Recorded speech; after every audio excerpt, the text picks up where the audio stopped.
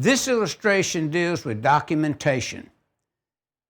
Shock assessment is performed here in accordance with 70E 130.4C, and this illustration calls for a documentation of the shock risk assessment being performed.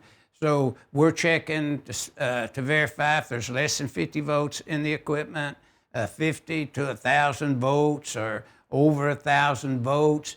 And then based upon the voltage, we can review our 70E table 130.4, D is in dog A, and we can pick up the arc flash boundary, the limited approach boundary, the restricted boundary based upon the voltage. Now, as a rule of thumb in the Annex D, now based upon the 2018 70E edition, it kind of indicates there that we would, if you had, say, 480 volt supply, and you knew, and now this, I know that the available short circuit current could be higher, but for just the sake of, using an example, say that it was 10,000 amps available short circuit current, then we'd need equipment that to interrupt that safely.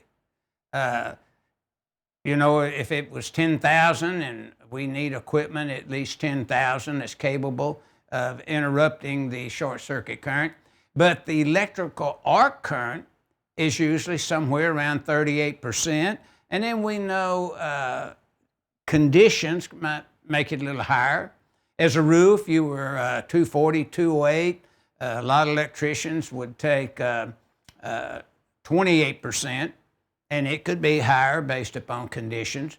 But that's a good rule of thumb. So in the before equipment was marked properly and so forth, and you looked at a piece of equipment and you had 10 kA breakers in there, and it was 480 volt, we're just saying that as an example, they would just take 38% of it, and they'd say, okay, that arc is 38% of the 10,000, and that would be the arcing current value that they would use. Now, that's a rule of thumb. It could be higher, as we know, based upon the conditions.